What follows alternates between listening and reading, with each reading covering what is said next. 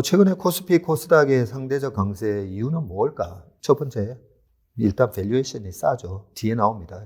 이 밸류에이션이 그동안에 우리나라 PER이 낮았었던 이유가 이제는 PER이 올라가는 모습을 보게 되실 겁니다.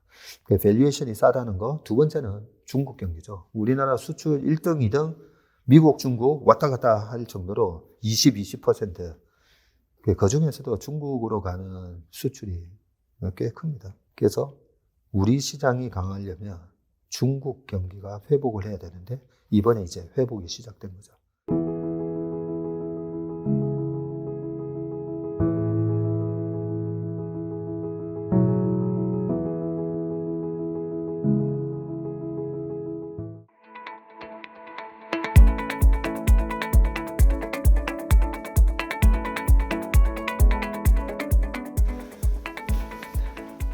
안녕하세요. 최설리 투자 자문의 박세익 전문입니다.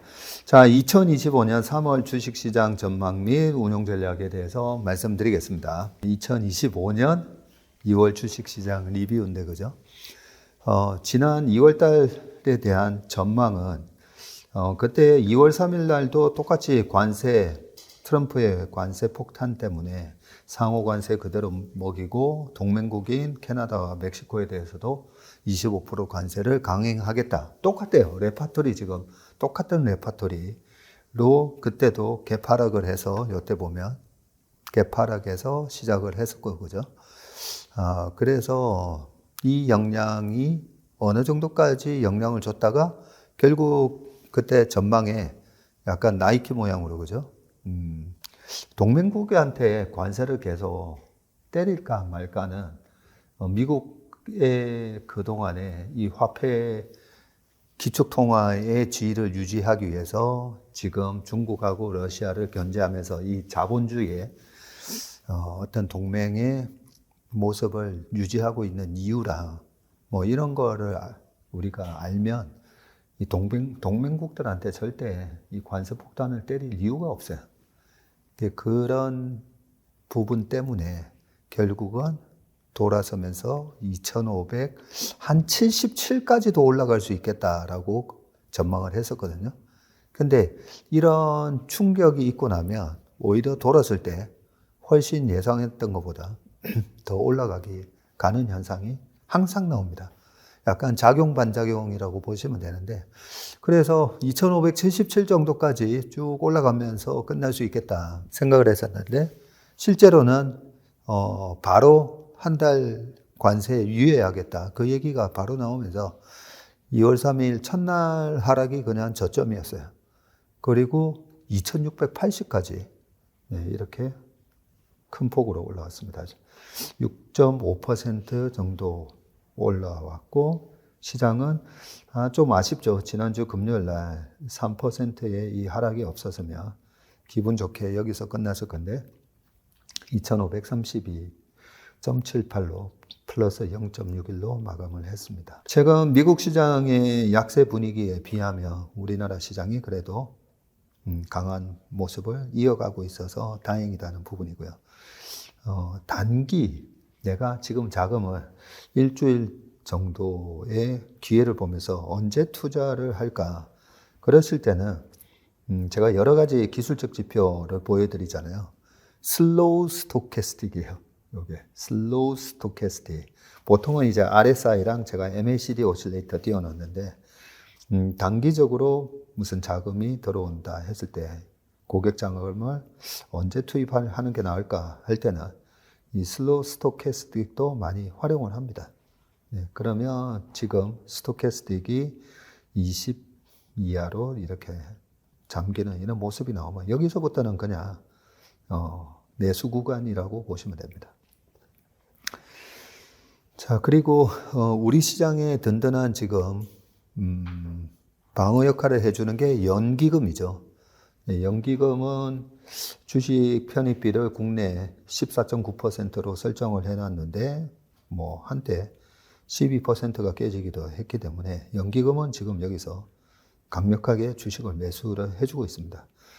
과거에 보면 3천 이상에서 계속 연기금도 매도를 때렸었는데 작년에도 상반기까지 내내 매도를 때리던 연기금이 작년 하반기부터 이렇게 매수를 해주는데, 우리나라 연기금이 보면 우리나라에 각종 연기금 많거든요. 공무원 연금부터 있고 뭐 사학연금 등등 많은데, 국민연금이 그나마 주식을 좀 운용을 잘하는 편입니다.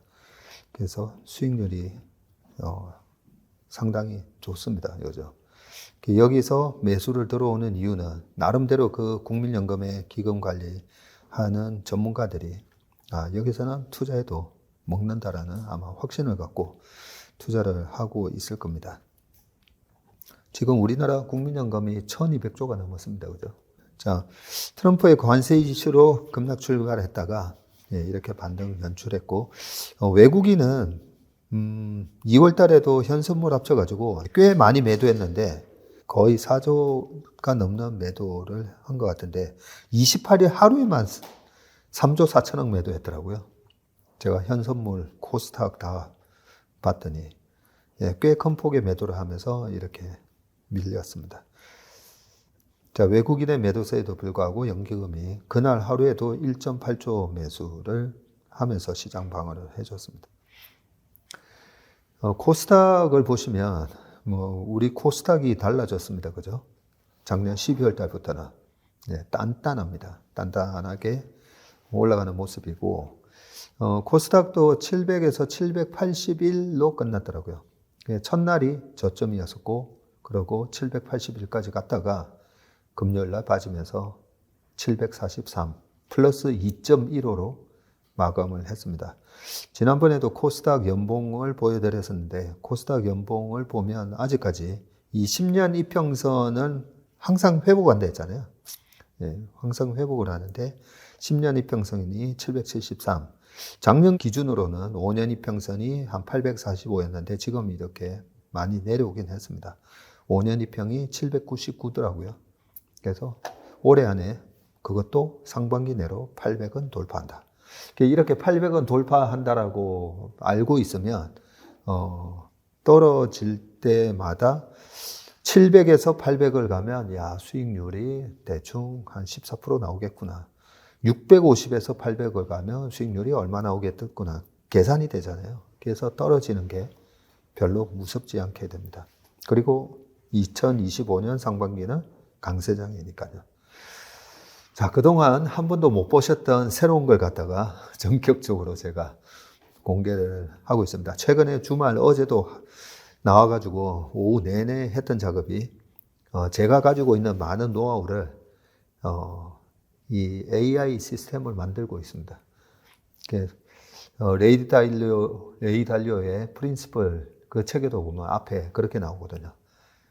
내가 가지고 있는 여러 가지 노하우를 시스테마이제이션 시키고 있다. 그러면서 브리치워터 어소시에이트라는 그 거대한 헤지펀드가 탄생을 했는데, 나이가 들면 자꾸 깜빡깜빡하고 집중력도 떨어지고 마음도 약해지고, 드라마 보다가 우는 장면 나오면 그 사람이 왜 우는지 모르는데도 막 눈물이 나요. 감정에도 휘둘리기 때문에 조금이라도 정신 맑을 때 AI를 만들어야 되겠다 해가지고 거의 다 1차 버전이 완성이 됐습니다. 여기 보시면 일단은 S&P 500, 나스닥, 코스피, 코스닥, 이제 밑에 중국 시장 뭐 이런 것들도 주요 시장 쭉 다 넣으면 저절로 이제 이렇게 계산이 됩니다. 계산이 되는데 일단 강세장이에요. S&P 500, 나스닥 강세장입니다.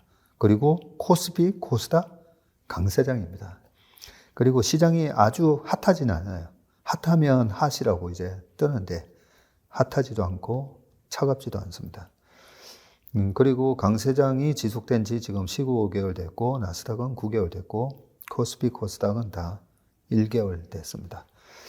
추세에서는 여전히 S&P 500, 나스닥은 상승 추세인데 시장 에너지가 지난달부터인가 둔화로 나왔었어요. 둔화로 나오면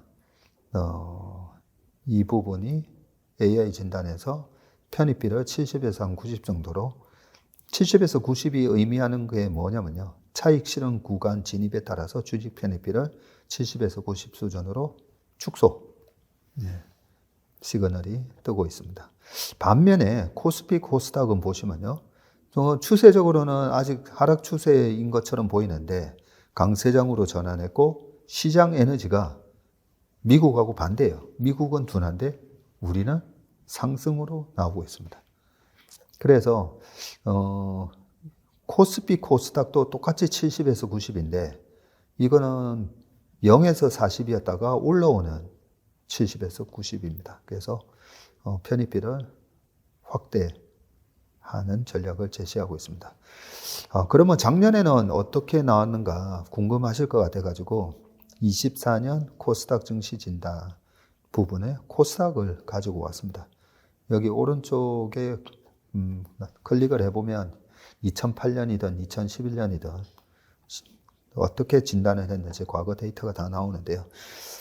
지금 보시면 코스닥을 봤을 때 2024년 1월부터 12월까지 해서 작년 상반기에 강세장이었어요. 강세장이고 상승 추세였다가 작년 보면 2월 그리고 작년 5월 달부터 시장 에너지가 둔화되는 걸로 나오기 때문에 작년에 제가 늦어도 4월 달까지는 코스닥은 다 정리하시고 월말 연말까지 그냥 쉬시는 게 낫습니다라는 얘기를 계속 했었는데요. 강세장이 약세장으로 전환된 게 24년 6월부터 약세장으로 쭉 전환되고 하락 추세로 바뀌고 계속 에너지는 둔화됩니다. 그래서 편입비가요. 4월까지는 90에서 100이었다가 5월에 70에서 90 이익 실현을 조금씩 해라 라는 진단. 그리고 6월부터는 40에서 70으로 뚝뚝 떨어지고 작년 8월 달부터는요. 아예 0에서 40 계속 0에서 40 이런 식으로 AI 시스템에서는 얘기를 해주고 있었습니다. 앞으로 월간 전망할 때마다 이 채슬리 AI는 어떤 식으로 진단을 하는지 이걸 만든 이유가 우리는 주식을 잔뜩 들고 있으면 좋게 보려고 하고 안 들고 있으면 나쁘게 보려고 하고 그런 인간의 심리가 있기 때문에 그냥 기계적으로 시장이 어떻게 진단하는지를 저한테도 말을 해주기 위해서 이렇게 만들어 놨습니다. 자, 풋콜 레이쇼 보시면 참 재밌습니다. 이 풋콜 레이쇼가 이제는 잘 아시잖아요. 사실 이 풋콜 레이쇼는 일반인들이 거의 모르던 지표였는데 제가 파생을 하면서 이 지표를 참 많이 이용을 했습니다. 우리 업계의 펀드 매니저들이 해지한다고. 네. 지난주에도 제가 신문 기사에서 무슨 뭐 폭락 온다 뭐 이렇게 얘기하는 해지 펀드들이 있잖아요. 그런 사람들의 얘기가 실제로는 주식을 사야 되는 타이밍에 그런 얘기들이 나오면 굉장히 무섭거든요. 그래서 이 펀드 매니저들이 바보같이 여기서 해지를 많이 합니다. 주식 가지고 있는 포지션을 줄이든가 아니면 주식을 들고 있고 선물 매도를 때리든가 풋옵션을 매수하든가 바보 같은 짓을 많이 하는데 그래서 워런 버핏이 해지펀드 매니저들한테 15년 전에 그 얘기를 했던 거예요.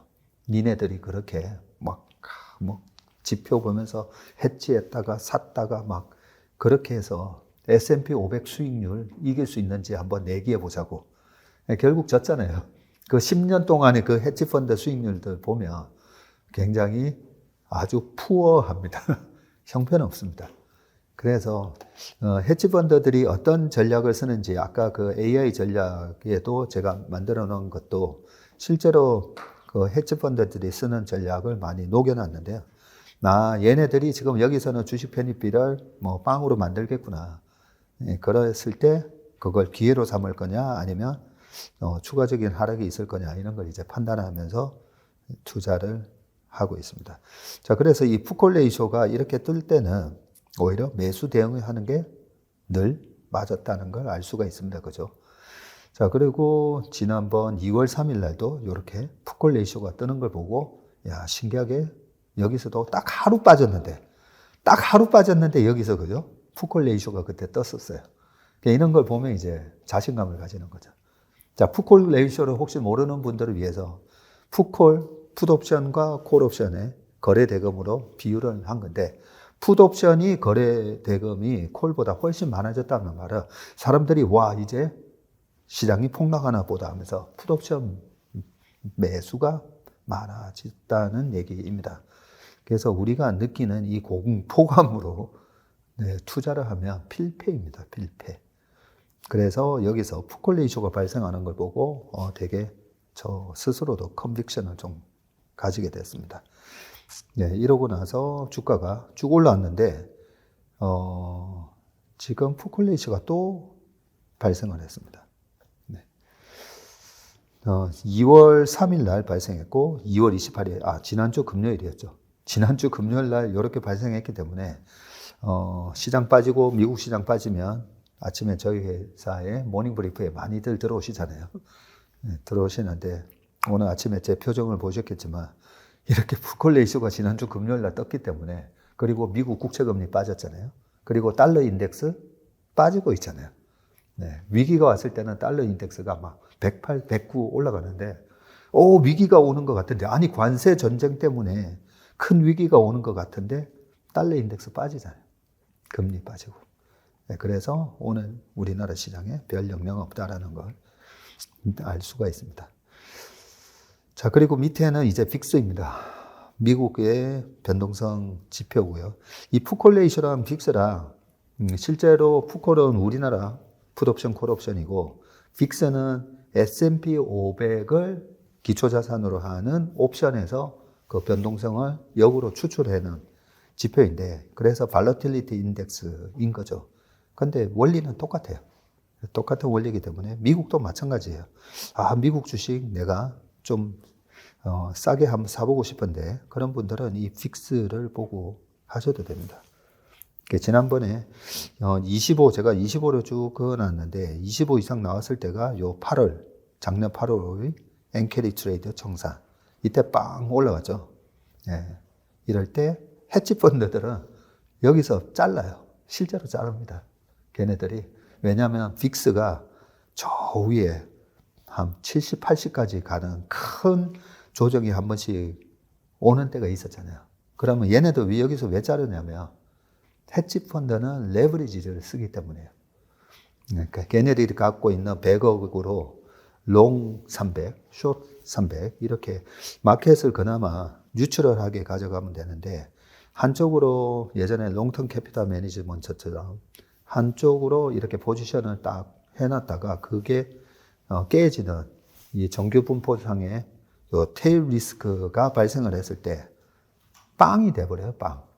그래서 그 빵이 되면 청산하고 짐 싸들고 집에 가야 되거든요.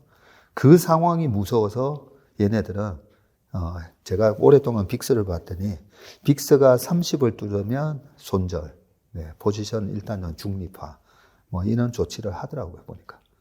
그래서 니네들이 거기서 주식 팔 때 사야 되겠구나.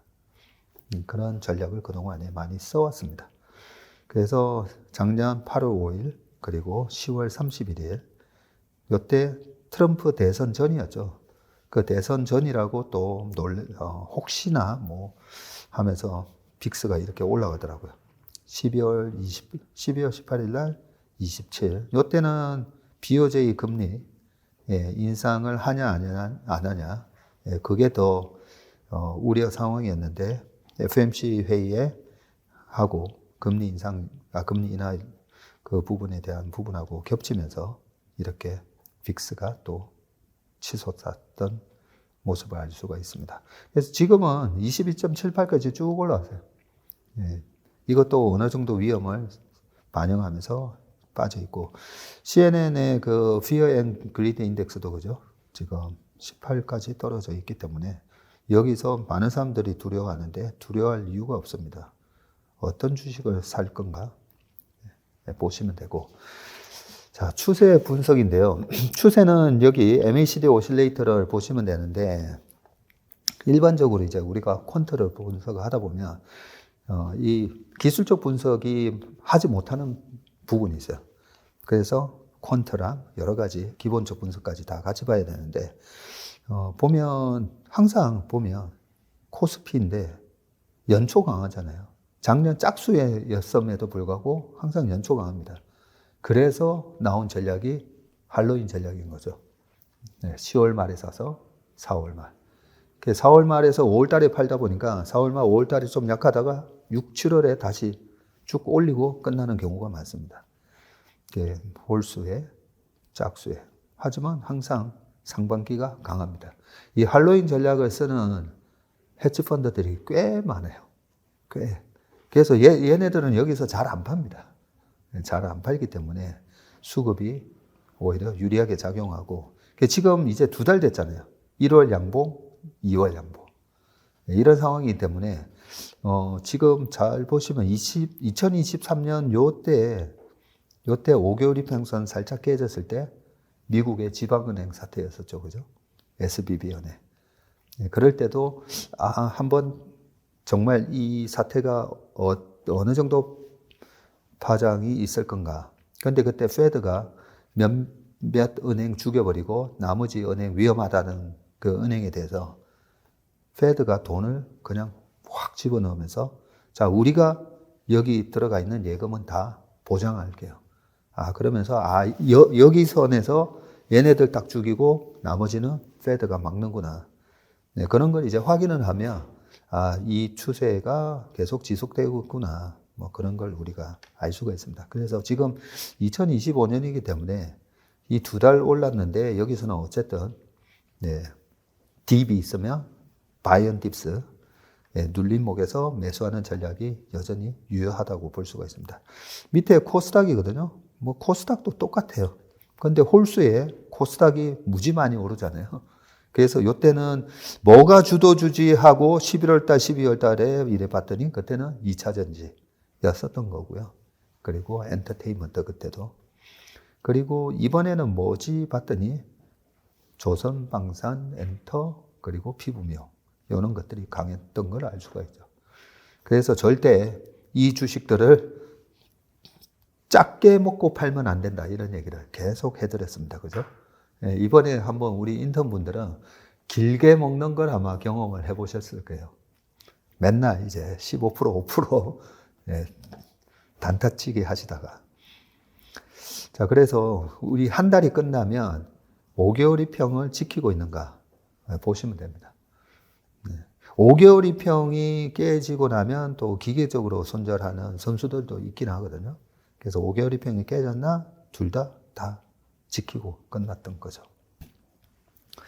자, 체크 포인트 보면 미국 시장은 계속 트럼프 노이즈로 인해서 변동성이 확대되는데, 트럼프 부동산 재벌이고 트럼프 1기 때 트럼프가 나 때문에 주식이 올랐다라는 얘기를 300번 이상 얘기했었어요. 그 정도로 주식시장이 오르는 걸 자랑처럼 얘기하는 사람이 시장을 망가뜨릴 거다라고 생각하는 것 자체가 좀 잘못된 생각이라고 생각합니다. 그리고 두 번째, 지금 트럼프의 오른팔 앨런 머스크, 주식 1등이잖아요. 전 세계 주식 부자로 1등인데 앨런 머스크가 망가뜨리고 싶겠습니까? 그죠? 그래서 앨런 머스크는 왜 지금 이런저런 조치를 트럼프랑 하는가, 우리가 그걸 잘 생각할 필요가 있습니다. 그래서 이 노이즈 때문에 발생하는 악재처럼 보이는 거는 매수 기회로 삼아야 되는 겁니다. 자, 그리고 언제까지 상승하느냐? 법인세 인하할 때까지. 왜냐하면 법인세 인하한 것만큼 주주 몫이 늘어나는 거기 때문에. 제가 지난번에도 상가나 뭐 이런 걸로도 말씀드렸죠. 1,000만 원의 월세가 들어오는데 세금을 떼서 500밖에 안 들어와요. 그러면 이 건물의 가치는 500에 대한 멀티플을 곱해서 우리가 할 수가 있겠죠. 금리랑 비교해가지고. 그런데 금리가 일정하다고 했을 때 세금을 10%만 떼가면서 500만 원이 들어오는 게 아니라 나한테 900만 원이 들어온다면 이 건물의 가치가 그대로 있을 수가 없죠. 900이 들어오는데. 그래서 이 세금이 되게 중요한 겁니다. 이번에 법인세 인하할 때까지는 저는 강세장이 유지된다. 그렇게 생각합니다. 최근에 코스피, 코스닥의 상대적 강세 이유는 뭘까? 첫 번째, 일단 밸류에이션이 싸죠. 뒤에 나옵니다.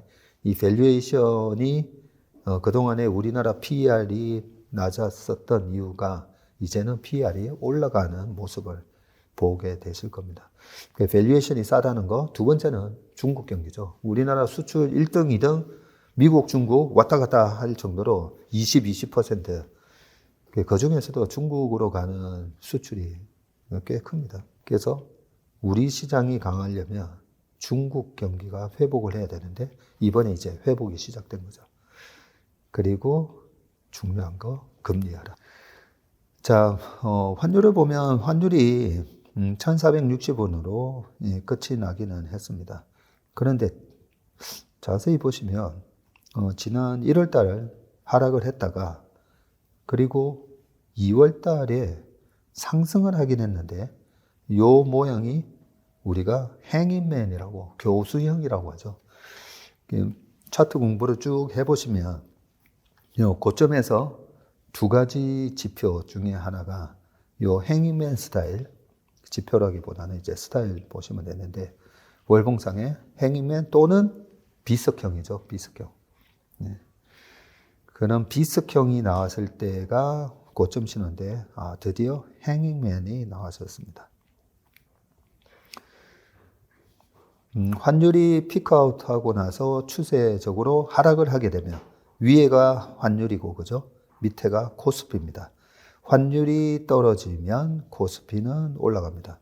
환율이 올라가면 코스피는 떨어지고요. 그래서 작년 11월, 12월 달에 이 환율이 치솟으면서 우리 시장이 미국 시장은 가는데 우리 시장은 못 가면서 아주 짜증스러운 장세가 연출됐었는데 환율 때문이고요. 자, 이 환율이 여기서 과연 이제 떨어져 줄까?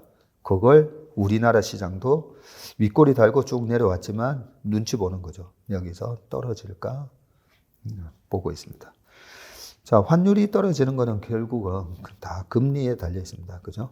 예, 금리가 떨어지는가 봐야 되는데, 자, 10년 국채 금리가 어떻게 보면 실질 금리라고 볼 수가 있으니까요.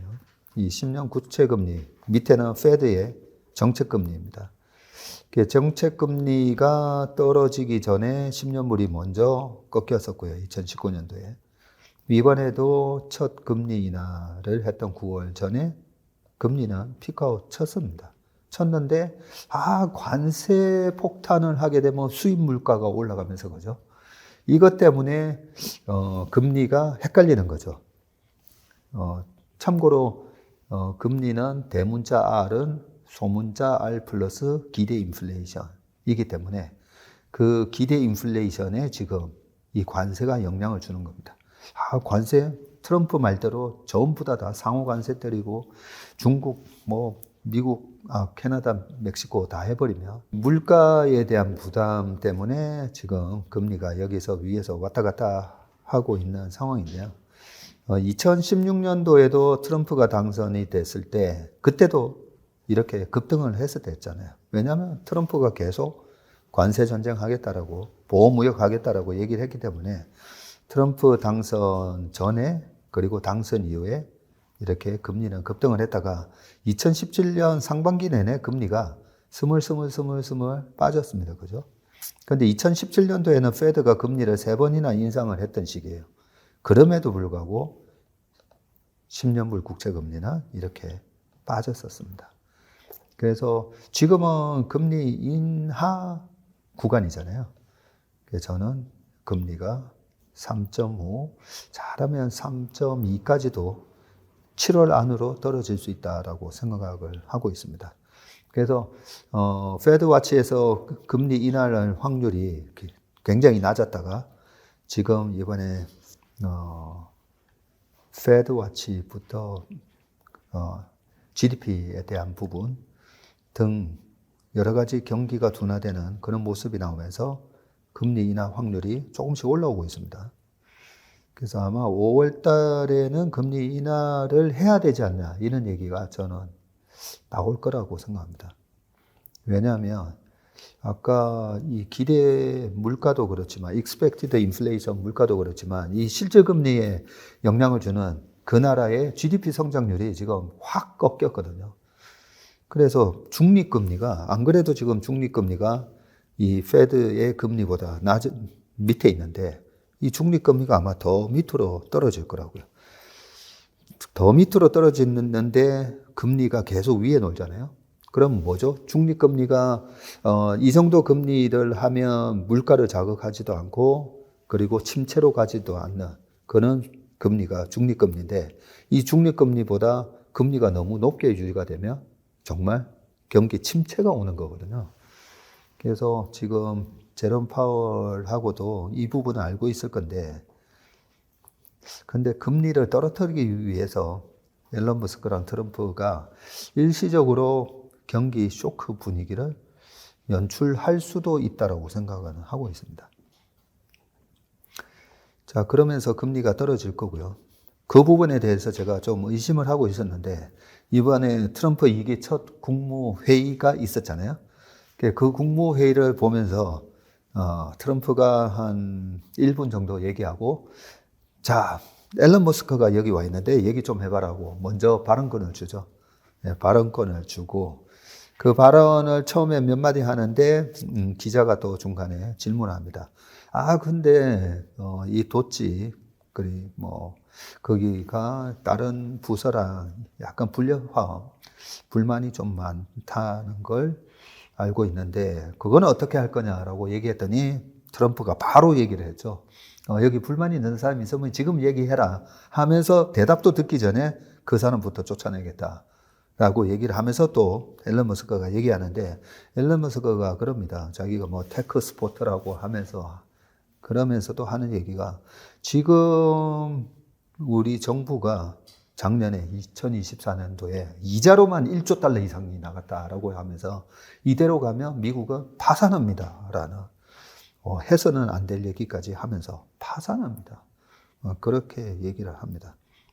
그래서 그 말은 이자 비용을 떨어뜨려야 되는 거고 이자 비용 떨어뜨리려면 지금 바이든 정부에서 2021년부터 그죠? 21, 22, 23, 24 요 기간 동안에 바이든 정부가 재선에 성공을 하기 위해서 페드는 계속 유동성 수도꼭지를 잠그면서 긴축으로 들어갔는데 바이든 정부에서 자꾸만 돈을 갖다가 찍어내면서 돈을 뿌렸었죠. 그것 때문에 실제로 페드의 이 긴축 정책이 잘 안 먹혔고 그래서 미국에는 두 부류가 돈을 많이 썼어요. M7 중심으로 올라갈 수가 있었던 이유가 첫 번째는 고금리에도 돈이 많은 빅테크 M7이 AI 인프라를 구축하기 위해서 돈질했고 두 번째 돈질한 주체가 바로 미국 정부였던 거죠. 그래서 우리가 GDP 성장률에는 정부의 지출, 개인 소비, 기업의 투자, 그리고 순수출인데 정부 지출을 마구마구 하면서 미국 GDP가 상대적으로 좋게 나왔던 겁니다. 그런데 지금 이번에 정부 지출을 줄이겠다는 거거든요. 그동안에 미국 경제를 단단하게 버티게 했었던 이 정부 지출을 줄이겠다. 그리고 빅테크가 막 투자했다가 이번에 딥시크에서도 봤지만 저렇게 투자하는 게 맞나? 그리고 마이크로소프트가 그죠? 데이터 센터 계약했던 거 살짝 취소하고 그게 큰 의미가 있는 게 그 고금리 상황에서 돈질을 했던 그 두 주체 이 빅세븐과 그 다음에 정부 이 두 군데가 다 투자를 약간 정부는 아예 대놓고 앨런 머스크랑 트럼프가 확 줄이겠다는 거고 이 M7에 해당되는 그 중에서 GPU 제일 많이 샀던 회사가 마이크로소프트랑 메타였잖아요. 거기 마이크로소프트가 약간 발을 빼는 분위기가 나오니까 그러니까 엔비디아 주가가 저렇게 확 빠지는 거라고 보시면 됩니다. 어쨌든 그러면 지금은 칼을 쥐고 있는 게 앨런 머스크인데 제가 다 국무회의 하는 거랑 저 이자 비용 얘기하는 거랑 다 보면서 결국은 금리 떨어뜨리고 그리고 1, 2, 3 지금 1분기에 미국 국채 그 단기채 바이든 정부에서 찍었던 거 막 돌아온다 했잖아요. 그래서 이번 1, 2, 3의 국채 발행이 꽤 많을 겁니다. 꽤 많은데 단기채 비중이 20% 정도가 적당한데 바이든 정부에서 한 26, 27, 28까지 막 단기채를 찍었었잖아요. 왜냐하면 고금리로 10년짜리 찍기가 부담스러우니까. 그런데 2년이 된 그 국채가 돌아오는데 앨런 머스크나 트럼프 입장에서 보면 이걸 갖다가 또 4.7%, 5%의 국채를 찍으면 10년 내내 그 금리 내줘야 되다 보니까 그래서 저는 이 두 사람들이 이 금리를 떨어뜨리는 작전에 들어갔다라고 생각합니다. 그러면 앨런 머스크 입장에서는 자기가 회사에 영향을 주면서까지 그렇게 할 이유가 있을까? 도치에 들어가고 한 게 다 테슬라를 비롯해서 스타링크 다 자기 기업들 살리려고 들어간 거잖아요. 자세히 생각해 보시면 금리가 떨어지면 자동차는 우리가 투자할 때 금리가 쫙 올라가면 자동차 할부 저거로 캐피탈 빌려가지고 저도 한번 알아봤다가 깜짝 놀랐어요. 이자 뭐 8% 내야 된다고 얘기하는 거 듣고. 그래서 자동차 판매가 금리에 되게 민감해요. 그게 뭐 300만 원짜리가 아니고 워낙 집담으로 이제 큰 금액이다 보니까 금리가 떨어져야 되고 그 다음에 테슬라도 보면 해외 매출이 많잖아요. 그 해외 매출이 많은데 그걸 갖다가 달러로 환산을 한다든지 보면 무조건 미국 기업도 보면 이 지금 킹 달러가 좋은 건 아니거든요. 환율도 떨어지면 금리 떨어지고 환율 떨어지면 테슬라 자동차 판매가 증가하는 거예요. 그래서 앨런 머스크는 트럼프한테 충성하는 것처럼 하고는 있지만 실제로는 테슬라 자기네 회사한테 유리한 방향으로 지금 칼을 쓰고 있다라고 볼 수가 있습니다.